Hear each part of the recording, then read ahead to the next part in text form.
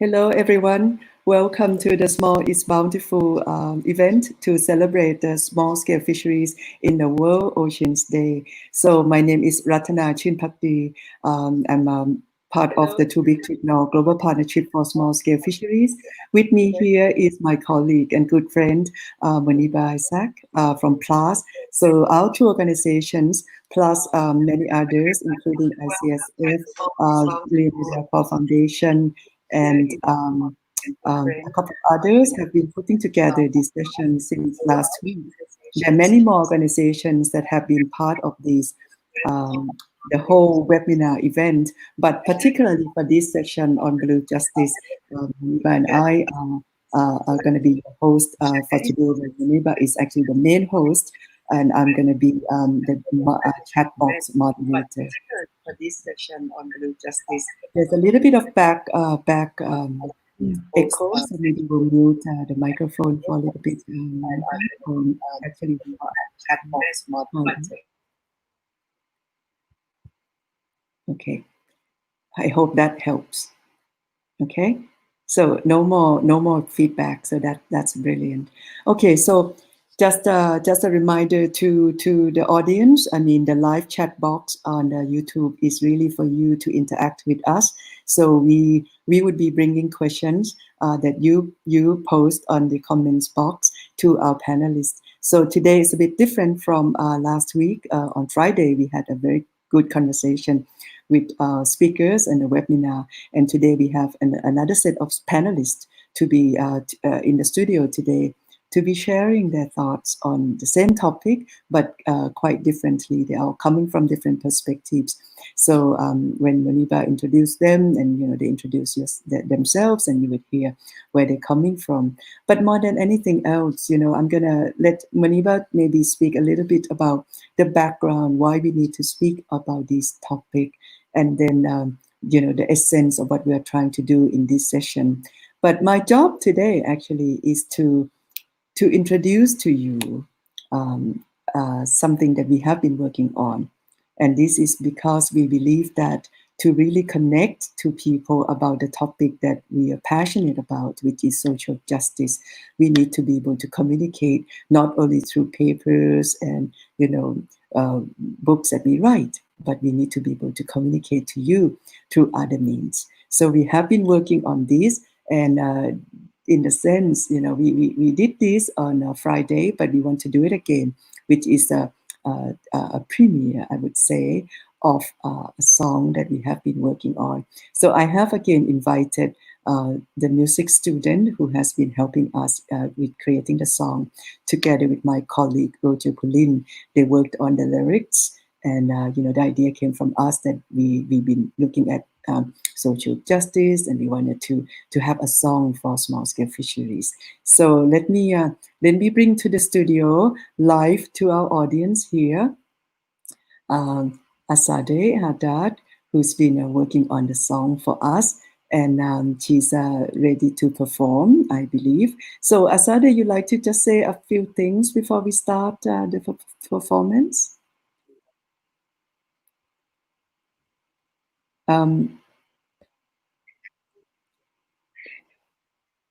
Okay, hi everybody. I'm Azade, and I'm happy that I'm here with you today. Okay, so I'm hoping that the sound will get better as you start, because we were able to do better before. So if you're ready, we'll just let you play the song, okay? And I'm gonna just disappear from the screen for a little bit.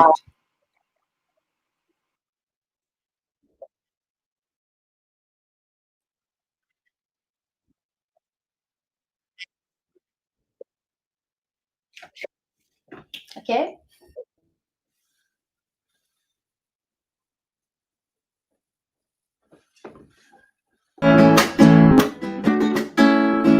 I was born by the sea, just a fisher folk in me. Easy lives were never seen, every justice just a dream. Big guys fish the waters bare, and the tourists came to stare. where the little boats are shared, and we just is just a prayer. All the seas under the sun are enough for everyone if the big bad boats are gone and we just is living on.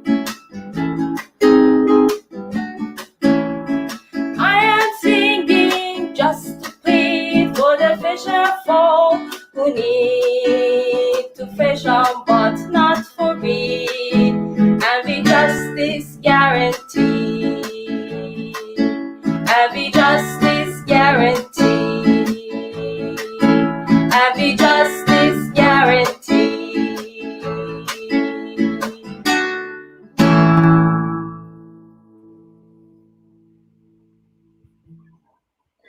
Thank you again, Asade, for doing that.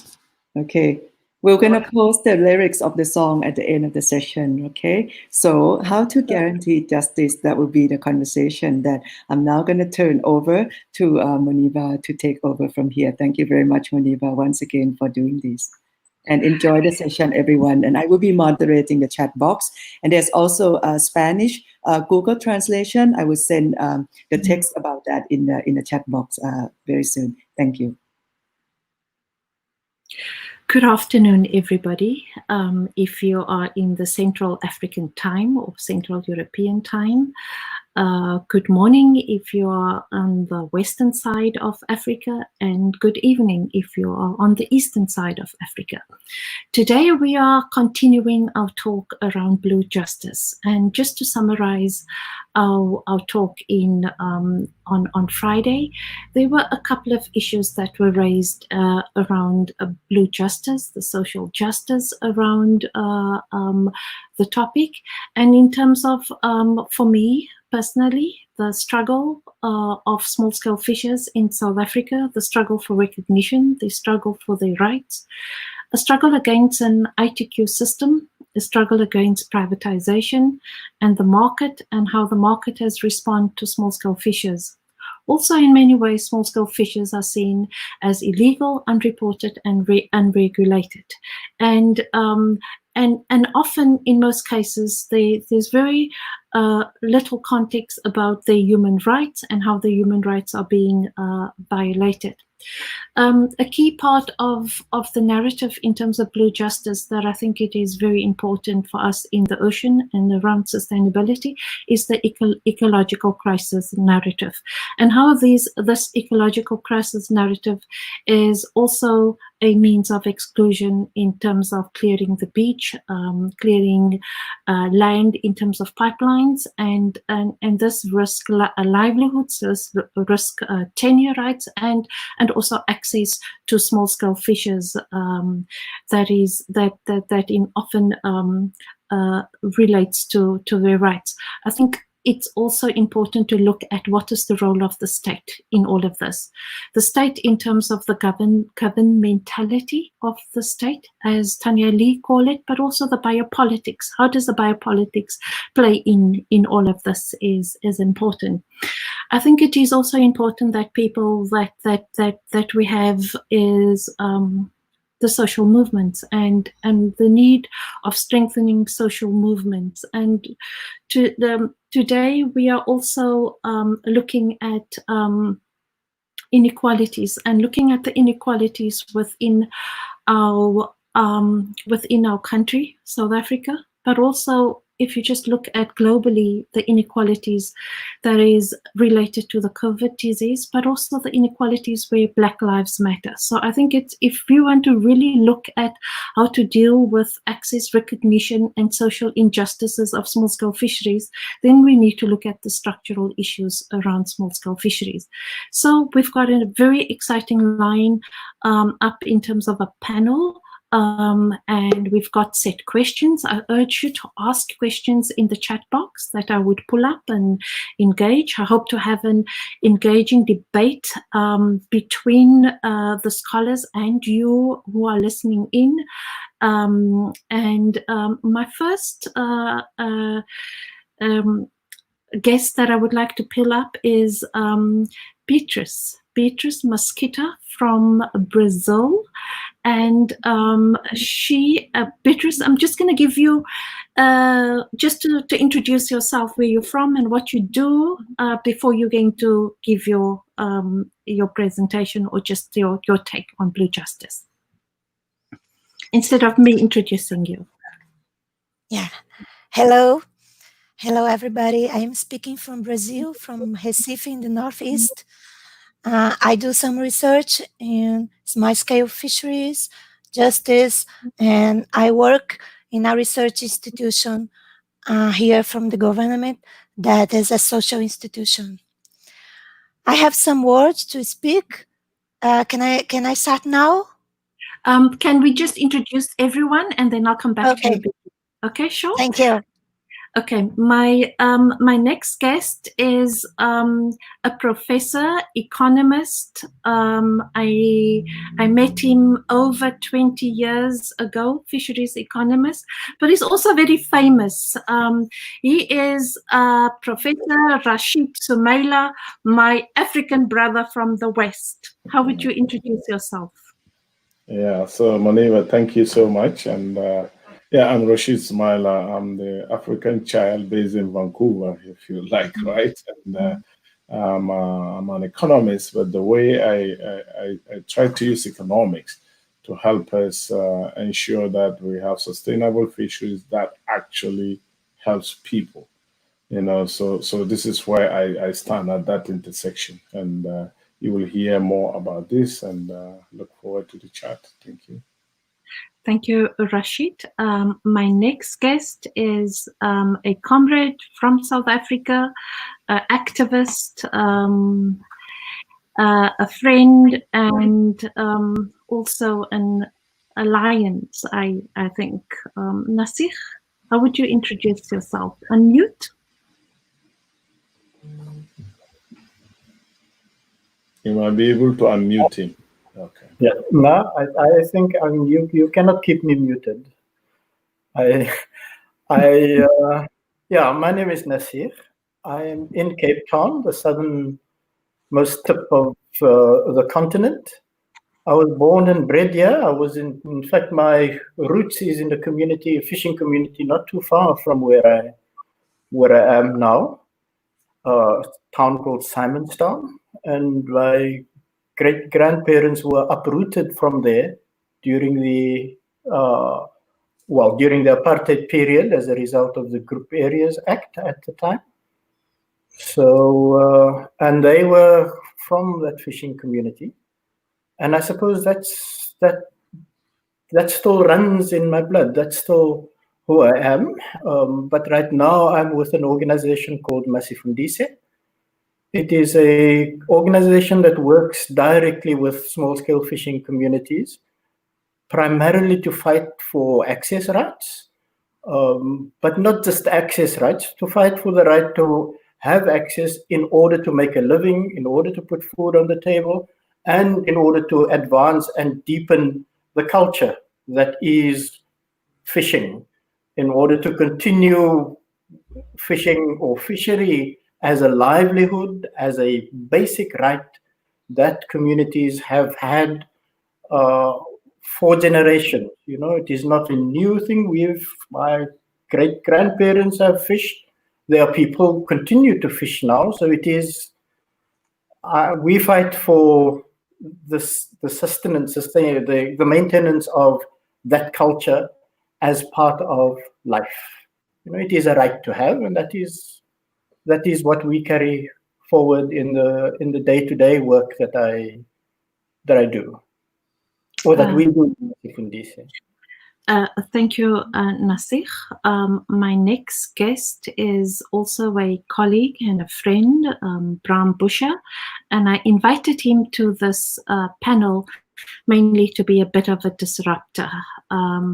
So can I bring Bram to the audience, to the panel? Bram, how would you introduce yourself? Well, thanks so much, Munima. It's really a pleasure to be here. Try not to disrupt too much, but it seems that maybe this is part now of some kind of image that some people may have. I would self-describe as a researcher, with a passion for ecological social justice.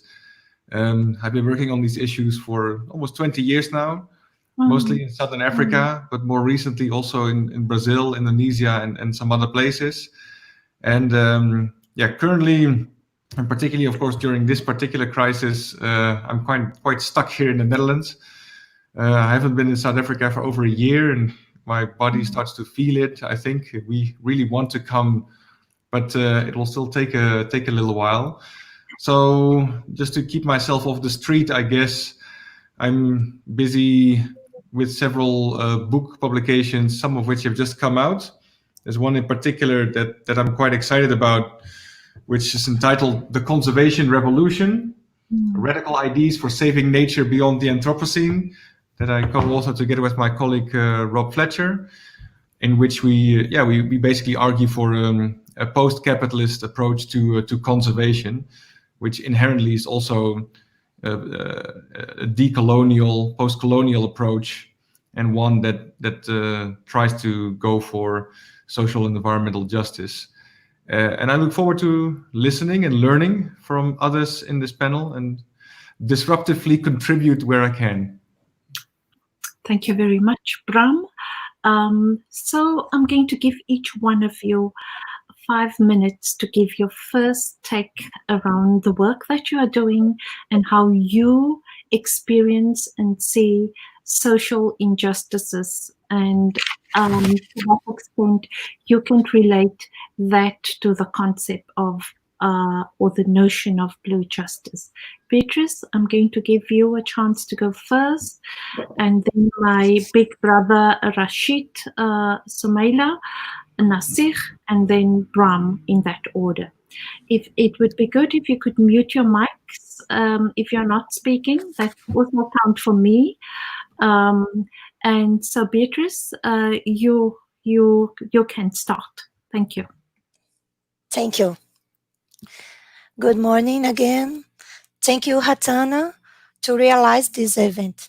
The commitment to put small-scale fisheries research and movements together here in all the world at this time, it's wonderful. COVID-19 figures in Brazil are very high at the moment, and we have to stay at home. More than 500,000 have tested positive here. Then there is much more without testing yet. I am speaking from the Northeast, where small-scale fisheries is a way of life to many people. In Brazil, there are more than 1 million people directly involved in SSF. More than 70% of them are in the North and in the Northeast. In these regions, they respond for more than 70% of total lands, so small-scale fisheries for us are very important. Part of these people are now trying to get more connected through networks, to get stronger together to fight against all social environment injustice we are suffering. First, I want to cite some of them. Fishers here in Brazil are organizing social movements like MPP, Fishermen and Fisherwomen Brazilian Movement, and Confrem, movement from the fishers from his MPAs that have in our coast. Women fishers networks and movement are very high too. And we have a national coordination of Caiçaras fishers in the south and the southeast now. Besides this, there are many support networks that are spread across the country. NGOs like Linha d'Água Institute that is contributing to the organization of this event. CPP, the Fishery Pastoral Council from the Catholic Church, and has historically very important to fishers here, among others. In academics, SSF finds support too, mainly from the federal universities, but these universities have not too many researchers that are working together with fishers, committed with them. Now, during the pandemic, there is an important support network for small-scale fisheries and COVID-19. The COVID Observatory for Artisanal Fisheries. It aims to bring leaders together to centralize data, to disseminate information, and serve as an emotional support to SSF communities. All of them are from civil society and research institutions. Bahia Federal University and CPP are the observatory creators. In terms of government here in Brazil now, we are fighting to maintain certain fisheries policies. The Public Prosecutor Office is working a lot on this at this moment. To speak about blue economy in Brazil and blue justice, I think it's better to say that the green economy is still the narrative of the current government. So, the current focus on the Amazon take off the ocean from the core of the discussion in our country now. What I want to tell that last year, the Brazilian government approved 470 pesticides to agriculture. This year, only in the pandemic period, in the last 2 months, more than 100 was approved. And besides of this, we have the deforestation of the Amazon forest. It grew 34% just in May, in the middle of the pandemic. Between August 2011 and May of this year, it was 6,064 square kilometers, 78 more than the last year. So this environmental crisis from the Amazon through our rivers reach the coast and the seas and be together to other coastal environment impacts like the plastic pollution. The direct impact of pollution and the reduction of river fertility are very important to small-scale fisheries. The present moment is very difficult in Brazil. Institutions like IBAMA, the Environmental Brazilian Agency, and the Chico Mendes Institute have been weakened, as good technicians and managers have been transferred and new people, mainly from the army, have replaced them. IBAMA has been a trusted institution in Brazil. It took many years to construct this trust, and now it can be weakened by current administration. Universities and research institutions too now have less money from the government every year. Civil society participation in policies that started after the last constitution only in 1988 have been weakened too. The government extinguished all councils that were not created by law. In those which continued, such as the National Environment Council, the number of members from civil society were reduced. In fisheries, there is no more a National Fisheries Council. Either CPGs, the management committees, the only institutions of civil society participation in fisheries policy exists. In addition, we have a lack of fisheries information and control. Fisheries national statistics were disrupted since 2013. In municipalities, we don't have information since 2006. Only some states, like São Paulo State and some local projects, have information. To fishers, registers stopped in 2013 too, with big consequences, such as the lack of social security for new fishers since then. But we have some victories too, and the victories came from civil society and from the social movements.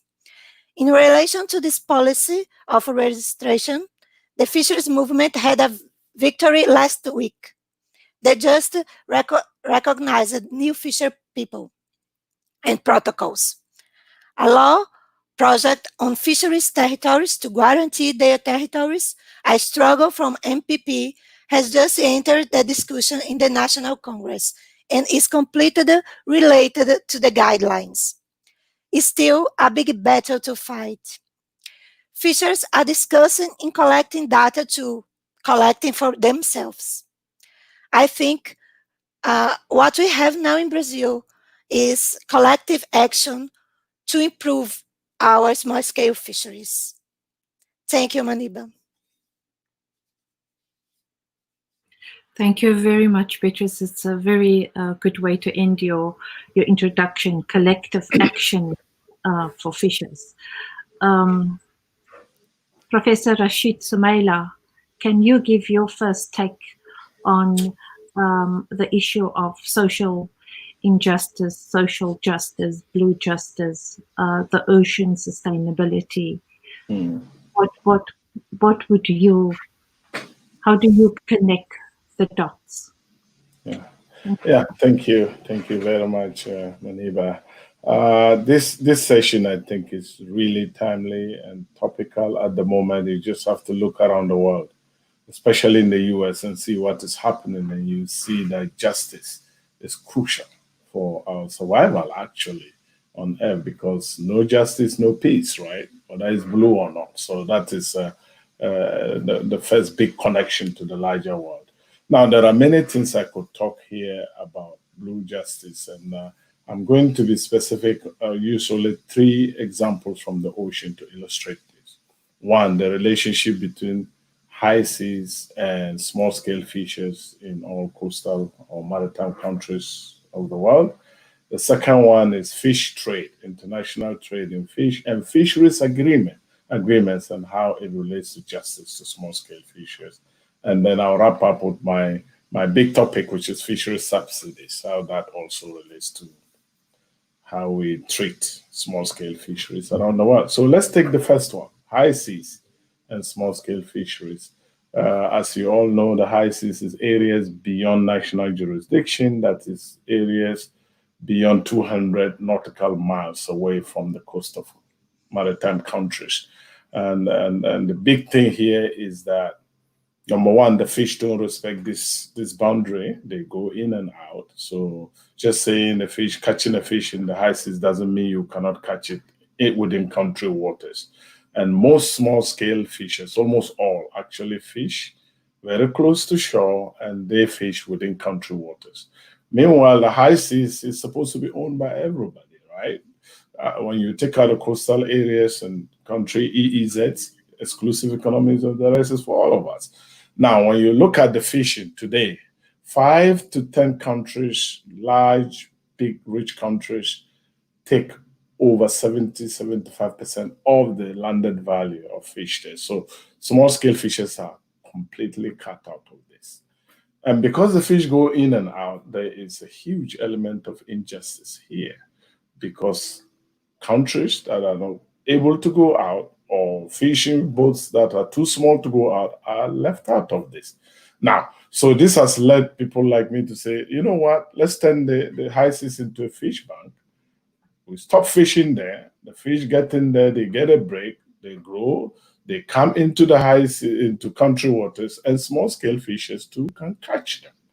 In fact, we calculated the Gini coefficient of economics about on the revenue that is taken by high seas fishing fleets versus high seas countries, those fishing versus the rest of the world.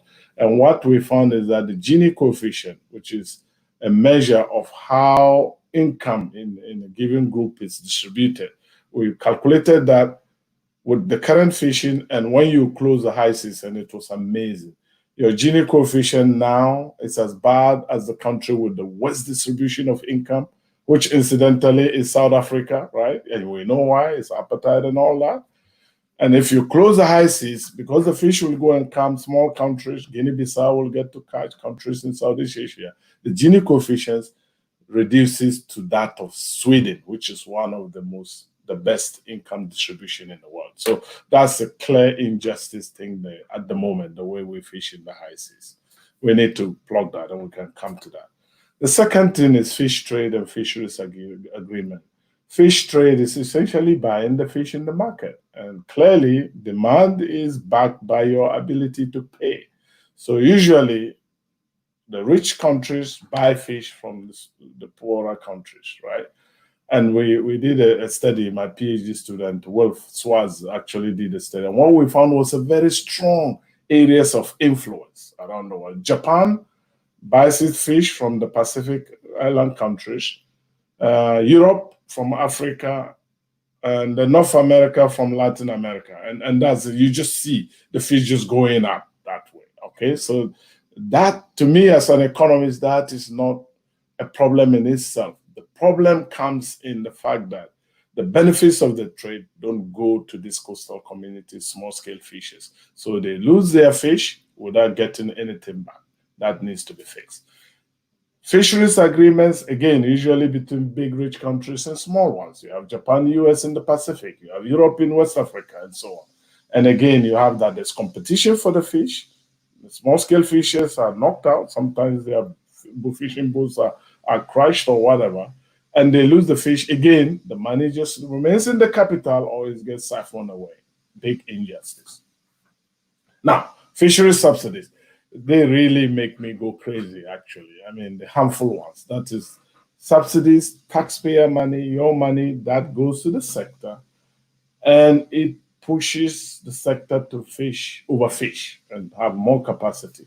And here, another PhD student of mine, Anna Schubauer, we looked at the data to see who really gets the subsidies, and it was mind-blowing, even for me. Over 80%, 80 to 85, 86% of the total subsidies of 35 billion we advance, our governments give to the sector, goes to large-scale fishing boats, the industrial ones. Only 15, 16% goes to the small scale. To me, this is crazy. The people that we need to support for all sorts of good reasons are being deprived of the ability to fish because you make the big fishing boats more advantageous. And what is more, the subsidies the big industrial fleet get are mostly what we call harmful subsidies. They lead to overfishing. And most of the little subsidy the small scale get actually are good in the sense that they help to sustain people and nature. So that needs to stop. It's crazy. And it doesn't only stop with the fishing. It goes into the sustainable development goals. In fact, I say that the subsidies we give sabotage the sustainable development goals. Whether you are thinking of food, no hunger, you're taking the food away and you're crashing the fish stock. So it cannot feed people in the future. That is crazy. And you are also increasing gender inequality in the fisheries because the women who actually fish, most of them are small scale. And then you give the subsidies to the large scale, aggravating gender problems, which are all over the world. I mean, women are disadvantaged, no argument about that. You don't want to do that. You are disadvantaging youth, the future. You are taking the fish out of your granddaughter's, grandson's mouth just because of now, right? So lots of things that sabotage the sustainable development goals. In fact, to close, I like to ask the question, what do you think the fish will say if we were to ask the fish, just look at how we people are relating to you and the environment and the marine ecosystem. What will you think? I can see the fish just smiling and say, you know what? We think people are just stupid. People are dumb. How could they do this? We are willing to sacrifice ourselves to feed them. And what do? They give free money for people to go and destroy us, our babies. They don't have the sense to even fish sustainably. How dumb can people be? And that is what I close with at the moment. Thank you very much, Chair. Thank you, Rashid. You make your big arguments, your complex arguments very simple. Even I can understand your complex arguments. So I'm going to move to Nasir. You can unmute yourself, Nasir. I want to ask you, Nasir, even if you've prepared your talk, I want to ask you, blue justice or ocean grabbing?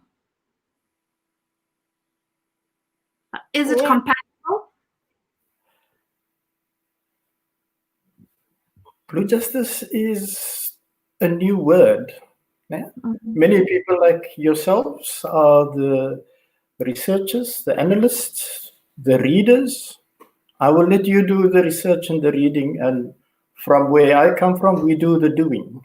You know, we protect the fishers, we protect the fish, we protect the coastline, and we need to speak and remember that today is indeed the global international day of the ocean. You know, so it is a day that we use to commemorate ourselves. It's a day that we say small-scale fishing is life. Small-scale fishing is the ocean. The two cannot exist without each other. So this is the space where we come from, but it's not the space where the state comes from. It's also not the space where corporate or business fishing companies come from. The industry comes into the ocean space to take as much as they can, to make as much profit as they can, and even more. So it's a never-ending thing. The more opportunity they get, the more they're going to go in, the more they're going to harvest, the more they're going to exploit what resource is there. And the more that happens, the more the state want to make laws, or the more the state want to legislate around how to govern and control what industry is doing, and how to keep that in check for the interest of themselves and for the interest of those who voted them in. So it's supporting a political elite, and it's supporting an economic elite. It's not supporting the ocean. It's not about the ocean. It's not about small scale fishing, and it's not about people. So that is what this thing that people like yourselves read and write about refer to as the blue economy, or the blue ocean, or it is for us, and for the work that we do. Fishing has existed before business came into being. We have been there. The kind of work that we do, that our communities do, has been there all along. It's been a reality of life. It has shaped the culture. It has shaped important days of celebration, of days of commemoration, and days and moments of people. It has also informed many religions that came. Some of the big religions in the world has recognize the ocean and recognize people's interaction with the ocean in order to support life, and in order to support the production of food, and in order to address the issue of hunger. So all of this has existed without the concept, or this talk, or this word, blue economy or blue growth. These are words that gives meaning, or that people use in order to understand what the fishery is about. So, when you speak to any fishing community and you speak to them about the blue economy or about blue justice, they will say to you, what is that? All we are interested in is to go to sea, to go and fish, because that is where our heart is. That is where our being is. That is where our life is. That is where our communities and our families support us being fishers, because they are part of it. We've heard the story in an area called Panelist, which is not too far from where I am now. In the early days, before there were echo sounders, these days we have cell phones with what do you call this thing, with satellite tracking and whatever. Before all of those were around, and people went to fish in the dark, in the dead of night, and they needed to know exactly where their fishing ground is and how they're going to get back home in the dark in an overclouded sky. They couldn't see stars. So what would happen is that their wives or their family back at home would burn a candle in front of the window. And that candle in front of the window would make a huge glow that is visible deep into the ocean, that they can see. And that used to be their beacon to know, to come home. So everybody played a role in fishing. It's not just the fishermen. So when we talk about small scale fishing and food, we're speaking about community.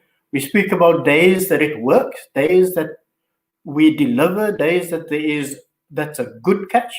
And we talk about days where there's not enough, when we don't get anything for that matter. And then fishers will say, in Cape Town, they will say in our language, "Môre is nog 'n dag," meaning tomorrow is another day. Today didn't work, but our life didn't stop. Our need and our existence didn't come to an end. There's still tomorrow, and life continue. And the need to go out and fish and get food, put it on the table, to get money out of the sales that we make, so that we can get education, pay the rent, get clothes, and support the neighbors for those who didn't get. So this thing of tomorrow is another day resonates a lot for us. So in that context, we almost need to say, and let this be, where I come to a close, is that the COVID crisis is not new. Small-scale fishing communities has been in a crisis forever. Legislation has always been against communities. Industry and competition has always out-competed us, and fishing communities. So it is nothing new. COVID has just exacerbated it, has made it worse. And this is the message that we would want to say, that the researchers need to look at, is how has it made it worse, and what are the things that need to be done differently in the period post the lockdown. So I'm choosing my words carefully here. I'm saying post the lockdown. COVID, we know, is going to be with us for a long time. We're not speaking post-COVID. We know capitalism will still be with us. We know the profit-driven companies will still be there. It is how we present ourselves and what we put as the best equitable and just and fair means of putting food on the table and sharing the resource with our neighbors, but importantly, sharing the resource with itself as well, so that people and communities coexist. And that's the most important thing that we would be looking forward to post-lockdown. Let's exist together with our environment. And sorry, let me just say, I may clash a little bit later, but when we speak about the state and corporates being against us, quite often our experience is those who are environmentalists are in the same boat. They're in the same boat, not with us, but against us, because they use protection of the environment as a means of keeping communities and fishers out of their access rights and out of the space to make a living and to obtain food. And there is the space that we often box with each other. So let's hope that the boxing ring today will be quite big, so that Bram can have some space as well. Thank you very much. I thought that you were taking over the chair. Yeah.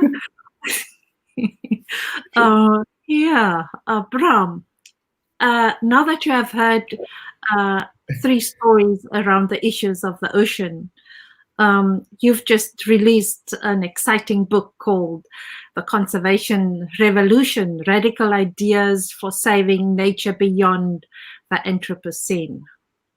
Okay, in your book, what advice would you give Nasir around the ecological crisis and your take on ecological social justice? Well, thanks so much. I'm slightly worried that Nasir wants to box with me. Maybe he thinks I'm an environmentalist in a particular corner or so, but I think, maybe not so much over the last couple of years, but I will explain that in a bit more detail. But from, say, when I started 20 years ago with my research in South Africa on conservation until about 3, 4, 5 years ago, I've been in the corner where most, where conservationists, try to beat me down and knock many of us who were critical of conservation, because I think we've been saying a number of the same things that Nasir was talking about. right? So the sequels talk about the idea that you live with the resources on a day-to-day basis, and that's not easy, right? Sometimes it works, sometimes it doesn't, but life goes on, and you adapt. And that's something that I've seen as well in my research. And I think where conservation has gone astray, right? So conservation over time, and obviously this is a very broad church, but let's say mainstream conservation has really sort of come on board with big state, big capital ideas of trying to save nature within the current system. And after doing sort of 20 years of research on these various solutions like payments for ecosystem services or natural capital, peace parks, etc., it was pretty clear, and I've come to the conclusion that those don't work. So our book comes from a critical engagement with those kind of fake solutions, and tries to get a more systemic kind of idea about revolution going. That literally works on two axes. On the one hand, on the people nature dichotomy, how people and nature have been separated historically, and that we need to overcome that. So on the one hand, I think, again, Nassif, you may want to correct me on that, but I think that's where you would find me in your corner, for sure. And on the other hand, a post-capitalist approach, right? That doesn't go the route of making everything into capital.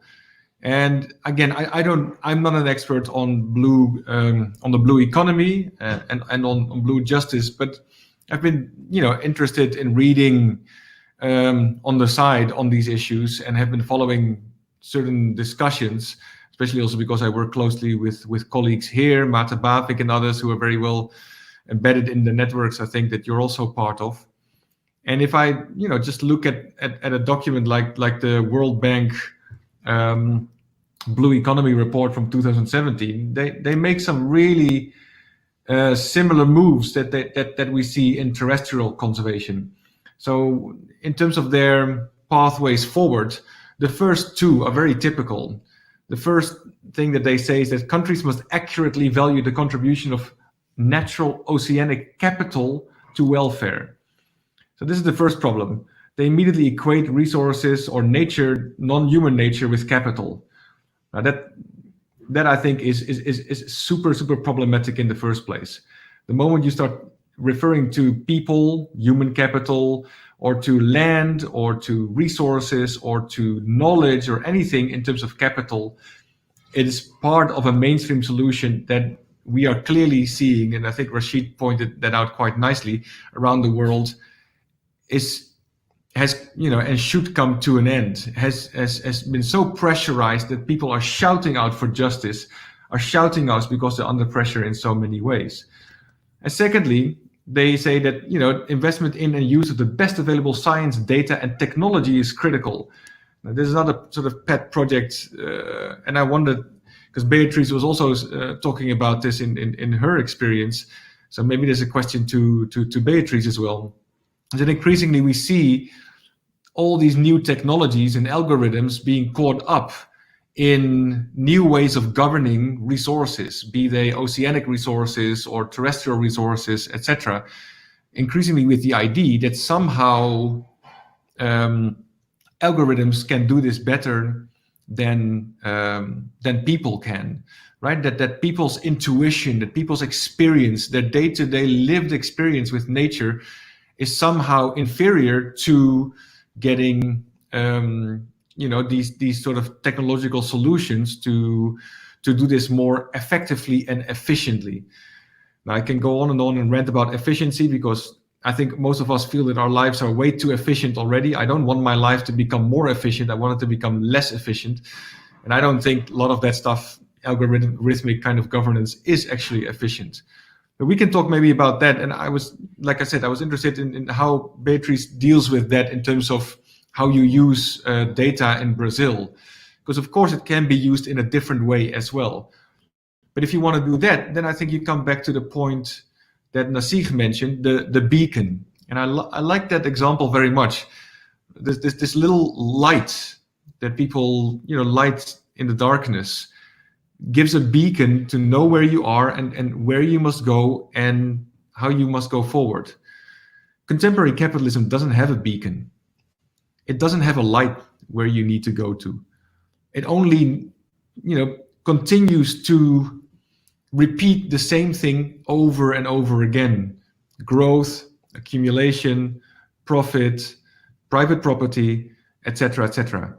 And the light on those things has gone out a long time ago, but they keep repeating it. And the COVID crisis, if anything, has shown us that even neoliberalism thought of itself, neoliberal form of capitalism thought of itself as a progressive, as forward-looking, as future-oriented.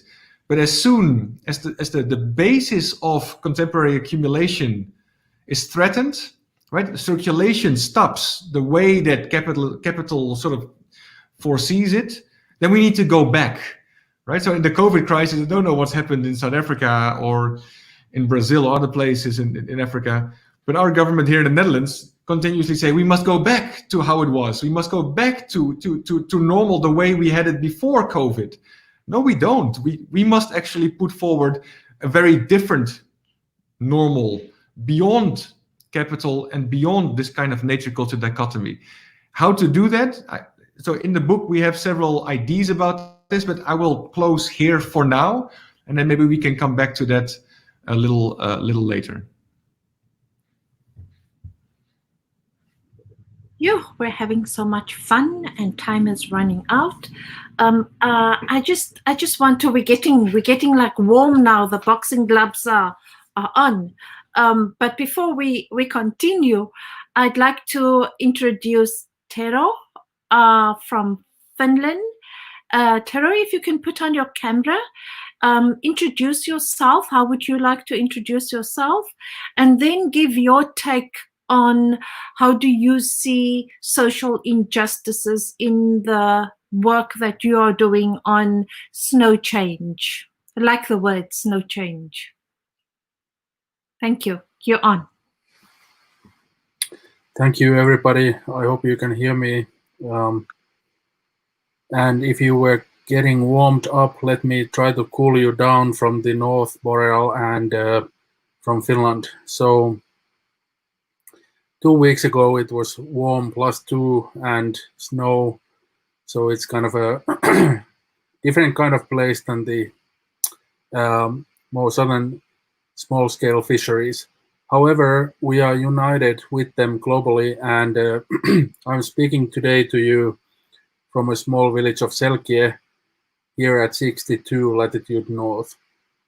I was invited to be part of this panel through the ICCA consortium, which is the Indigenous and Community Conserved Areas Consortium, and Snow Change, which is the organization that I work for, is the member of this global network of Indigenous and local communities. Today, I mainly speak as the head of a small fishing base called Kesälahti, and our fishery is completely ice-based in the wintertime, and then, of course, when the open season starts in May to October or November, we are using boats and open freshwater harvests.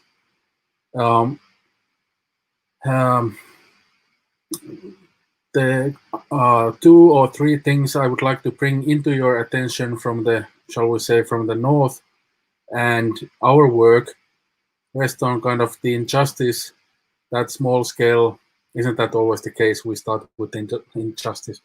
Well, let me put it this way. Climate change is having severe impacts on our fishery. And through the global pollution and industrial output, that's the main driver of human-induced climate change, we are not excuse me. We are now losing the ice cover that's needed for safe operations on the ice when we are conducting seining, fish trapping, and gill netting. I'll give you a context. Back in 1968, I have been informed by the older fishermen, I'm only 43 at the moment, Back in 1968, our harvests started in early November on the ice, and they lasted all the way to May. So that's the kind of scale of ice-based fishery that we had, and for many of our community fishermen, the winter harvests are on the ice. They are the primary income source for the whole year. This year was the record short season. Our ice was safe enough to start the operations on 10th of March, and the season closed on the 20th of March. So our fishery lasted for 10 days, and we earned 823 euros. So that's the kind of process of how climate change is affecting our reality here. A lot of the world is talking about 1.5 degrees on the climate front to try to keep the temperatures at that level. Here in the Boreal and High Arctic, we are witnessing currently already 4 to 8 degrees mean temperature changes that are completely altering our cryosphere or ice-dependent fishery. And this then radiates all across the north. So snow change works in Greenland, in Alaska, Canada, Siberia, as well as the Finnish north and Boreal. And we have tried to come to the issue by forming alliances. We joined the ICCA. We have joined Life Platform, which is the kind of the union of the small-scale fishermen for Europe, much in line and fully compatible with all of your voices of what you said. We stand and salute all of your fisheries. We have created bilateral relations, for example, with the South African fishermen on the eastern seaboard of your country. I was just there in last July. We have also worked with people of Senegal. We went to Thailand to the Too Big to Ignore event to try to find other friends and supporters for the tremendous time small-scale fisheries are in. I won't talk too long, but I just wanted to convey to you that much like in the Pacific, the North, the Boreal, and the Arctic are now witnessing life-altering and threatening climate change. Now, what are we doing to respond to that particular issue, and what are some of the other blue injustices or issues that we are trying to map and address? All of our fishermen are getting old. I'm considered a young fisherman at, as I said, over 40, and that's not good. Therefore, we have launched into master apprentice programs to invite fishing families back into the villages, especially the women. The women will, as identified in the small-scale fisheries guidelines by FAO, the women are globally in central positions if we are to keep and maintain fishing communities. It can't be only the men or the boys. It's a whole system where the female fishermen, or if they have other roles in the system, are the key nodes and carriers of both traditional knowledge and maintaining the whole system. So that's one of the things we have tried to do. We do believe that as long as we are on the ice, on the lakes, and on the coasts, we have a fighting chance.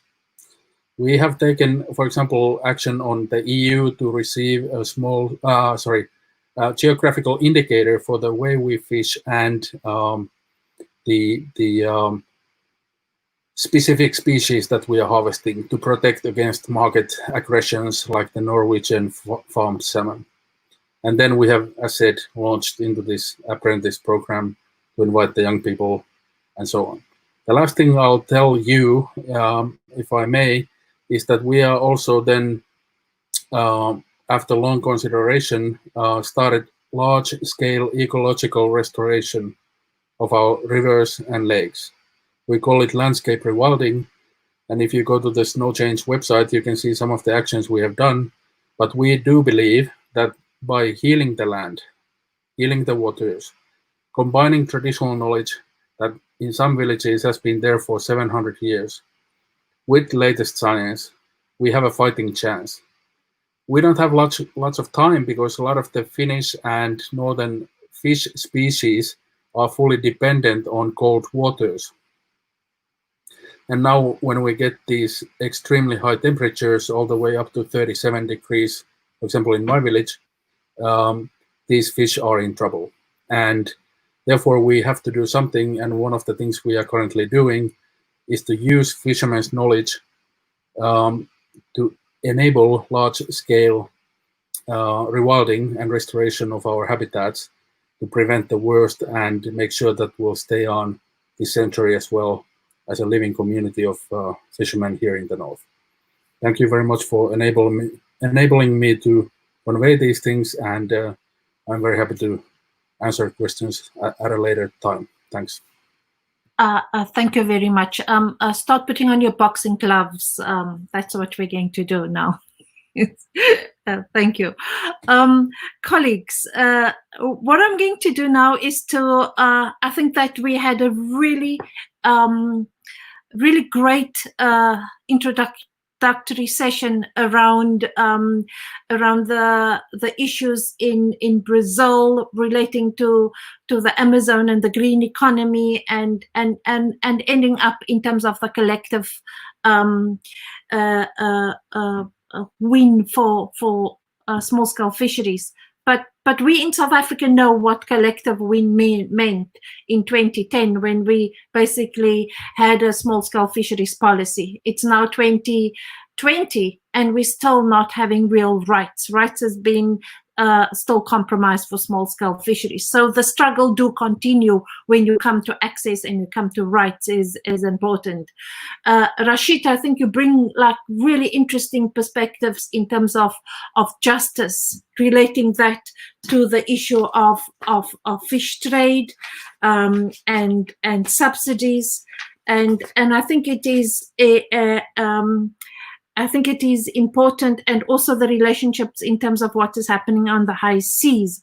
I think that these issues of injustices all speak to an economic system that have been promoted in a way, and that is also what Nasir is talking about, this particular economic system, that Bram is also saying that they're doing the same thing in terms of capitalism and neoliberalism, the same mistakes over and over again, and we're buying it, we're buying that in. I think the issue around data is important in terms of algorithm.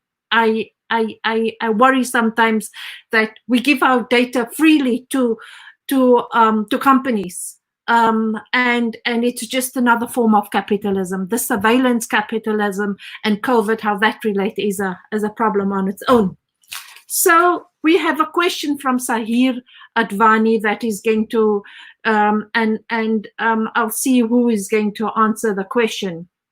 How might the effect we effectively identify issues of inequities and advocate for blue justice in small-scale fisheries? What works and what hasn't worked? Nasir, I'm going to give you that one. Not necessarily blue justice, but what works and what doesn't work. Maybe Beatrice, you can also chip in on how on the question, and others if you. But Nasir and Beatrice, for now, I'm going to give a chance to try to answer that question. And I think then I also want to kind of engage further, another round of further debates on the issues that has been raised, and more clarity. Okay, let's go deeper into these issues. Nasir? Yeah, thanks for that. I mean, the first thing is obvious, and that is recognize small-scale fishing and recognize small-scale fishing communities in its entirety as a whole, because once you recognize, then the rest flows. Because with recognition means understanding, or at least one would hope, and understanding in terms of what you see, how you reflect on it, and how to move it forward. So obviously, recognition is important, but it's not just recognition. It's recognizing it in the context where it exists and the challenges that impedes, that attacks it, And one of the single most important challenges that impacts on it is commodification. It is turning fish and it's turning food into a price tag. So this is what we need to avoid. This is what we need to struggle against, is the commodification of fish. We're putting a money to it and putting a monetary value to it. And because once you put a monetary value to it, then it becomes a thing that can be traded for whoever offers the best price in whatever way this commodity has been processed, or in whatever way it is being put onto the market. So I'm not saying there is no trade or we should not trade, but I'm saying recognizing small scale fishing means that you need to understand it in its entirety, and the economic and social role that it plays in the world over. But then importantly also the interconnectedness, the global interconnectedness with between fishes and between different marine species. So it is that's important. I'm not sure if I'm getting there, or if I'm getting to the answer, but I think an important other point is, how do we get there? And the how part, for me, the important thing is enabling communities to understand the pressures that they are under, helping and enabling communities to fight against that in a collective sense, as a collective, and not as individuals. Which what the system does to people, it gives you a TAC or an ITQ, and then when it's taken away from you in a few months' time, then you fight the battle. It is not a collective thing.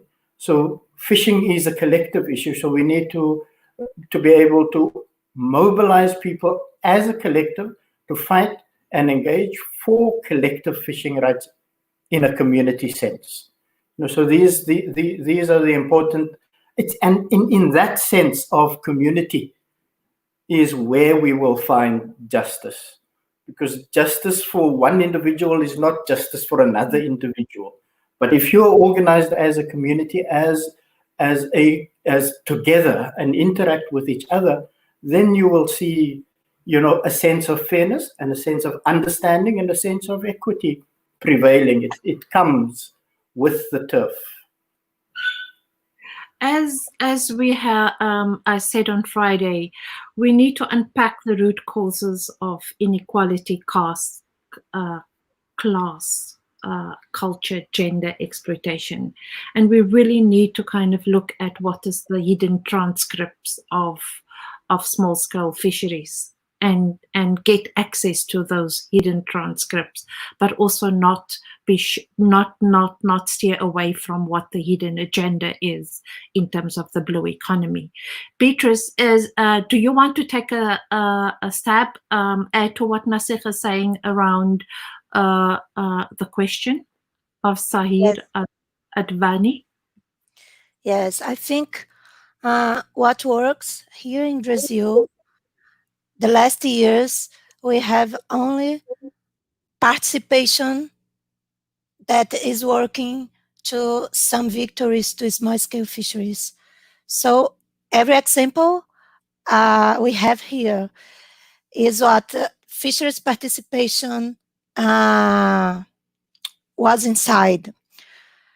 I can talk about the recent oil spill in my region last year, a big oil spill, the biggest of one that we have, and civil society cleaning the beaches with all the problems, all the health problems that it can be.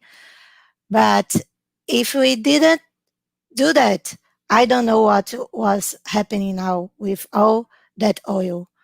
So I think for these days here, participation and is the name what we can talk about. I have another example of policies and participation. Now we are having a discussion that is very difficult for lobster fishery, for example.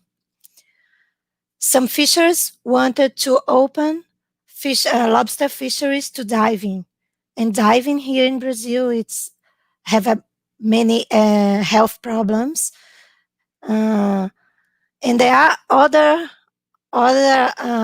discussion to put quotas in lobster fisher. Can you imagine the race of fish above water with all the health problems? So I think the word now is participation, because we have very difficult government, and it's very difficult to talk about this here. Thank you very much, Beatrice, for your input. I'm going to ask Rashid and Bram. We need to think of what is happening in the world around COVID, around the injustices in terms of what is happening in the US, relating to the notion of blue justice. And if you want to kind of give us a kind of a stab at how can we think about an economic system that works for small-scale fishes? Bram, you want to start, and then Rashid? Well, very briefly, perhaps. I mean, yes, we are in a current system that is clearly on a dead end. So we need to rethink and think about how we can get out of it. And I think there's two important issues there in terms of what you were asking, Muniba. On the one hand, a vision of what that other kind of system would look like. And secondly, how to get there, right? How do you change where we're in now? Because we don't start from a vacuum, obviously. And with both, I think there are several ideas that we can discuss and or float. Some of the things that we've been thinking about sort of very briefly in terms of understanding change and the transformation is three main things: to think about time, power, and actors. In terms of time, to always connect short and long term, to always understand, start somewhere on the short term, but connect it to this longer term vision, right? If you just dream of another world without taking short term steps, you won't get there. But if you just take short term steps in terms of thinking about action, but without conceptualizing where we need to go, it can become directionless and easily co-opted. So that's in terms of time, I think, very important. In terms of actors, it's also for small-scale fishers to try to make and show connections of how different people impact on resources and on people and on their livelihoods, right? So generally, often what we see is that in order to change this, we need to change how local people live with nature, rather than people further away who, through their consumption or through their position in the global economy, have a huge impact on resources all over the place. So one of the things we're suggesting is to clarify the different types of actors and not just put responsibility on the one hand. So yes, we totally think local people should be central in terms of democratizing natural resource management, but not put all the responsibility on them, just to come with it for a different system. No, rich people need to change their lives. We need to have not just a minimum income, we need to have a maximum income. We need to have a huge, tax wealth, 90% or above, right? So that we can reduce these poor rich people's anxiety over where all their resources go, because they won't have them anymore. And, we can distribute that more fairly so that people can live more decent lives. And the third thing is power, right? It is about political struggle to deal with institutionalized, discursive, and material, things that have, had a long history and that take time to change. But sometimes they can go much faster, as the COVID crisis has seen now. Now, all of that so those are some ideas about change, right? But how then moving forward? You need to have a vision of a different world, and I think Tero also put this nicely. I mean, the ICA Foundation, for example, has these kind of visions. A lot of indigenous people also have already ideas about how things can be differently, and I think we need to be politically savvy in trying to communicate them. So one of the things, there's several ideas, but one of the ideas, and then I'll stop, that we floated is to move away from the idea of protected areas, because protected areas is a silly idea, right? If humans are the same as the rest of nature, and we are nature, then we're protecting nature from nature. We're protecting ourselves from ourselves, and then we don't trust ourselves in any way, which is totally crazy. So we floated something called promoted areas, right? Whereby you actually promote regions for their diversity, their biological, but also human diversity, and try to rethink the different types of natures that are in there, human natures and non-human natures, and their different needs, and tie them together. So these are just a couple of ideas. Thank you, Bram. I think we're getting there. Rashid, I'd like you to put it into action.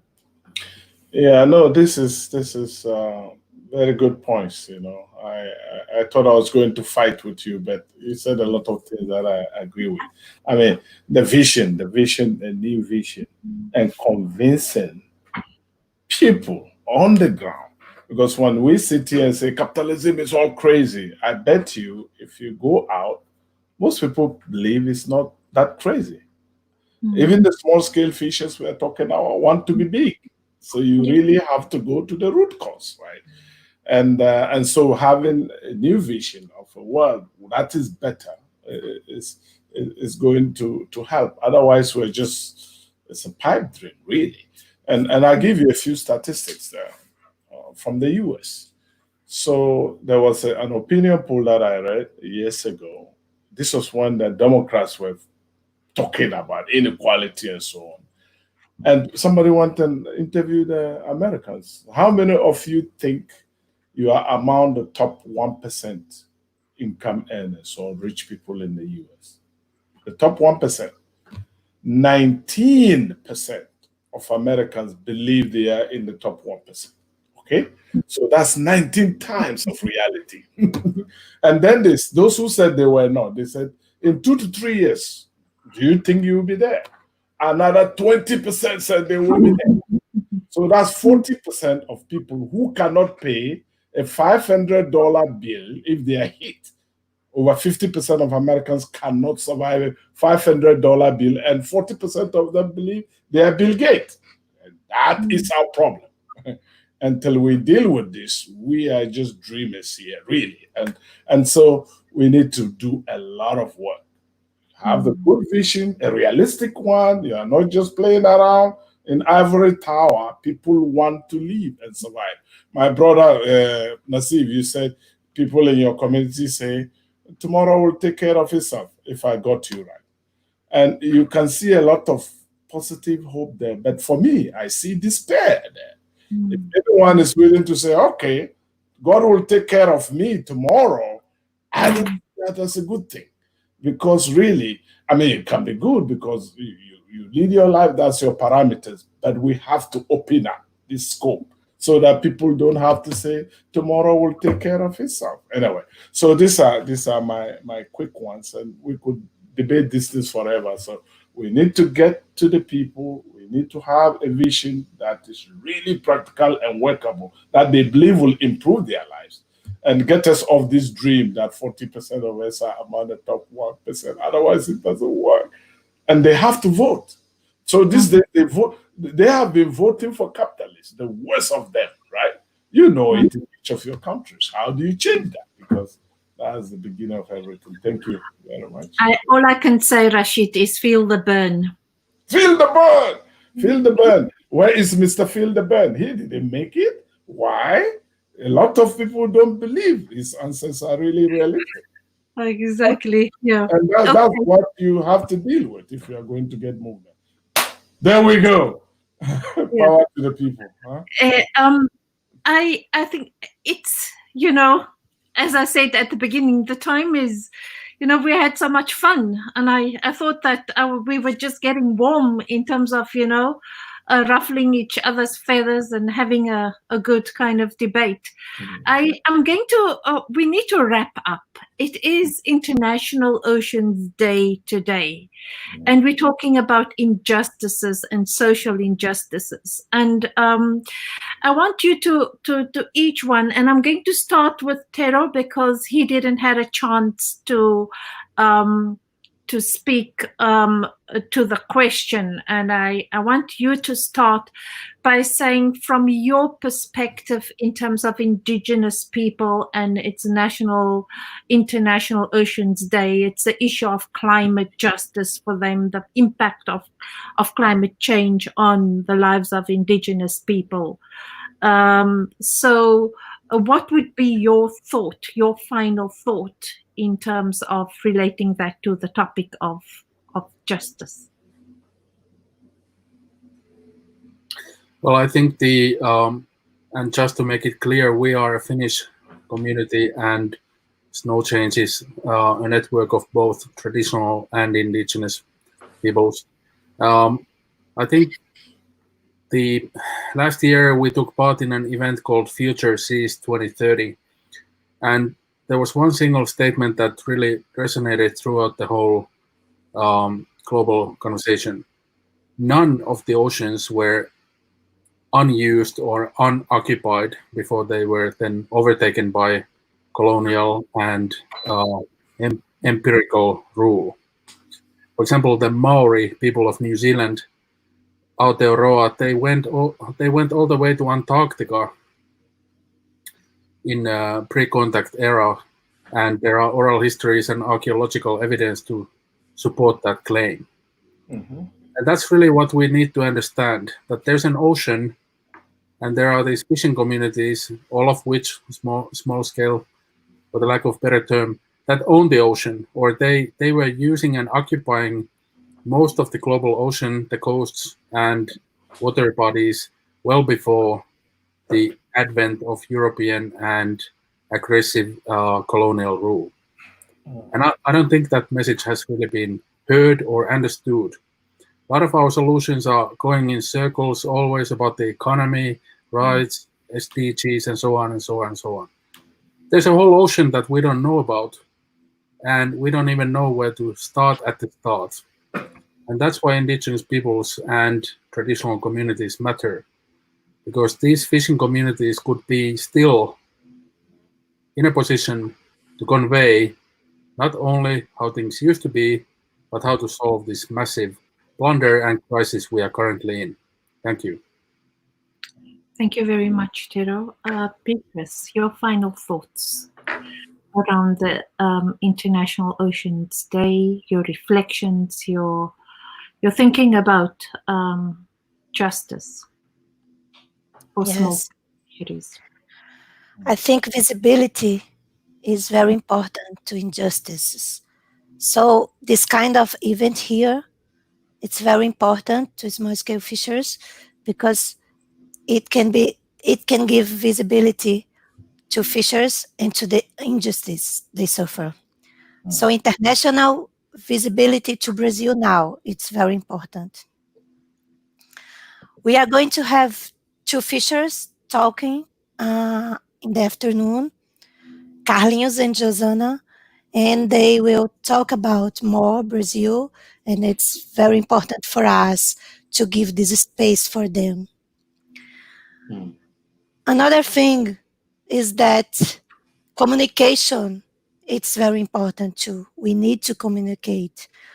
We need new forms of communicate with communities, with researchers, and with government. So we need to have creative ideas and creative changes in communicating forms. The other thing is the data.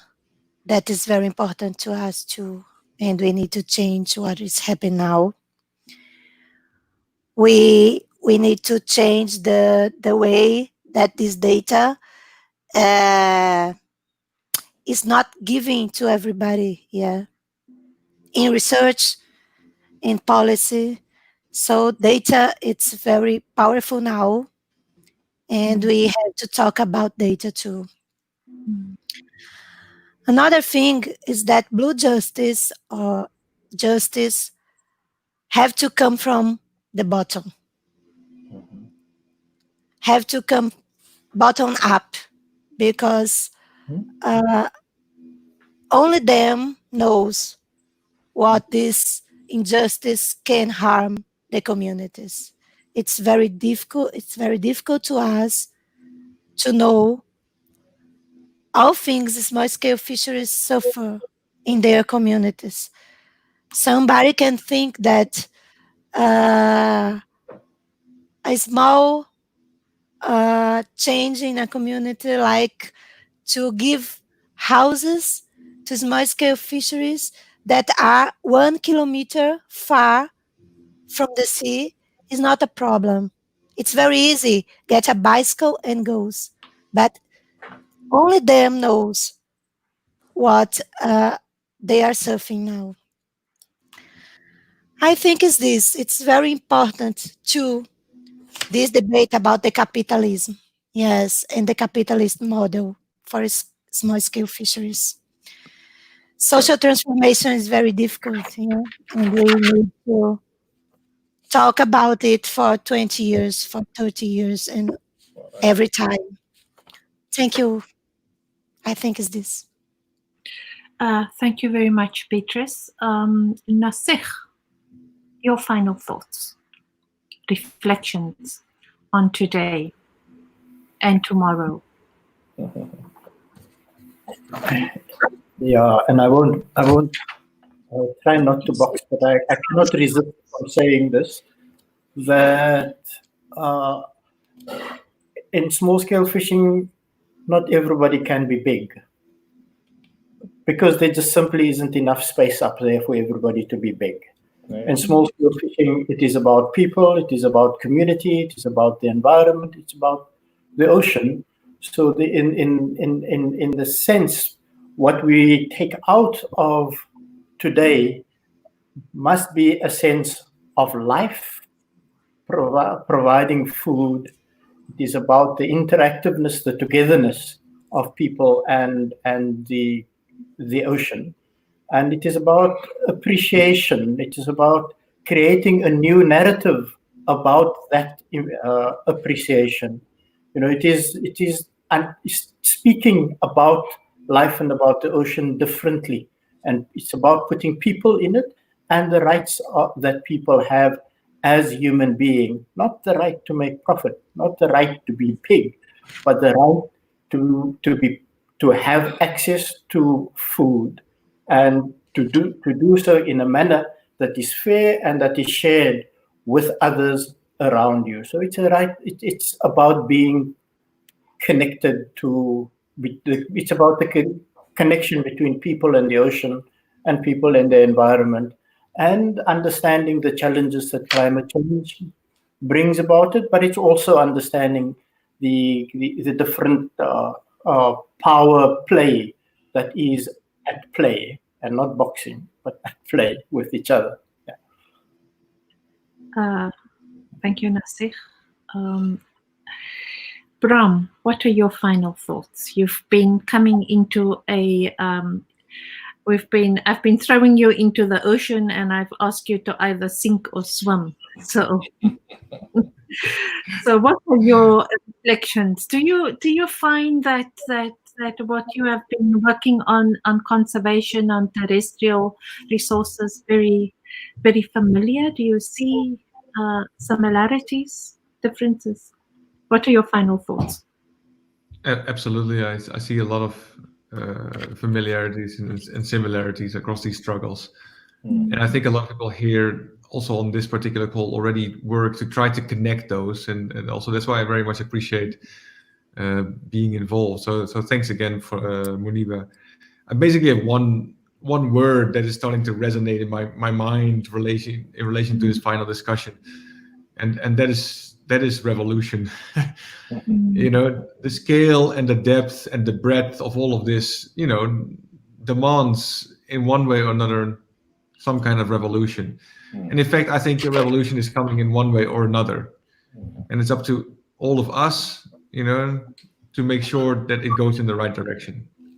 Things are changing, and we see a lot of things are changing not for the better, but there are thankfully a lot of people also trying to push for change for the better. And we need to support them, each other, in order to recreate real systemic transformation, not some hollowed out buzzword transformation, but actual systemic transformation. And in one way or another, if you're going to do that, that means revolution in one way or another. So perhaps maybe for the next thing you can call it Blue Revolution, Muniba. We just have to give Ratana the word, and she will take it. She will just take it ahead. She's Rashid. Your final thoughts. Yeah. So am I muted or not? Can you hear me? Yes. You can hear me. Okay, very good. Yeah, I want to connect with the climate change story from Finland, which I kind of like a lot. Because most of the stories about climate change is like people in the tropics are going to lose the most. And that is true to a good extent, but I don't think that is the whole story. And we just heard from Finland, right? Up in the north, there's still problems for people. So the connection, making this, the impact on small scale fisheries of climate change is a global thing. The intensity may be more in the tropics, but actually it's all over. So in addition to the story you had, one thing that has been worrying me a lot is we know that as the ocean surface warms, fish are moving from the tropics into towards the poles, right? Towards Iceland, if you like. But we also know another part of the story is that ocean acidification, the Arctic, for example, is one of the hotspots. So the temperature is pushing the fish to the north, and the fish is becoming more acidic than most places. So what terrible situation is this for people, for small-scale fishes everywhere? It's like the fish is moving from hot water, from frying pan into fire, from hot water into acidic water. Can you imagine that? So I like that story because it says climate change is also a problem for people in the north and the deep south, everywhere. And so we need to deal with climate change if we're going to save our small-scale fisheries as part of all the other stories. Thank you. Thank you, Rashid. I like the idea of connecting small-scale fishers from the north, from the south, from the tropical majority, as John Kurian reminded us. Yeah. But we are not all equal. Yeah, that is also true, and thank you for that, because that was why I say the intensity is more in the tropics. Yeah. We have to give that, but I think making connections, and this goes to COVID in general. Actually, for me, my biggest fear, my hope is, my question is, what do we learn from this COVID experience? We can learn good things and turn the world into a better place post-COVID, as somebody on the panel said. So, for example, we see the interconnectedness of people around the world. You can build all the walls you want to build. Before you build it, the damn thing is in. So forget about walls. Talk about interconnectedness. We are all in this together. But then we could also swing and actually decide to build more walls, which would be a disaster. And that option is probably stronger than the interconnectedness. So it's thank you. Anyway. Thank you, my brother. I know we're getting all excited, and I know that we only asked till 6 o'clock. Thank you very much, everybody who's listening in. Thank you, Bram, for, I know you have to go, for sticking with us, and we really value your input. Thank you, Beatrice, for your, I've also got somebody who's bombing me here. Thank you, Beatrice, for your input from Brazil, Nasir, and also from Tero from Finland. I think that was really an exciting end to Blue Justice, and I'm thinking of the song of Tracy Chapman, talking about a revolution. So if you want to go listen to the song again, I think that is what we need to do. Blue Justice is a revolution, is a campaign, it's an advocacy. We strongly believe in the social justice for small-scale fisheries. Thank you very much. Thank you for everyone who has listened in. Thank you and goodbye. Okay, thank you and goodbye. Thanks so much. Thank you. Yeah, bye-bye. Thank you too. Bye-bye. Thanks a lot. Bye-bye.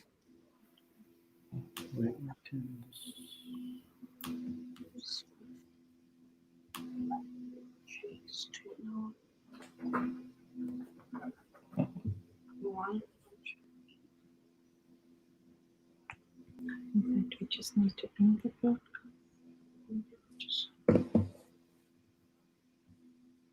Just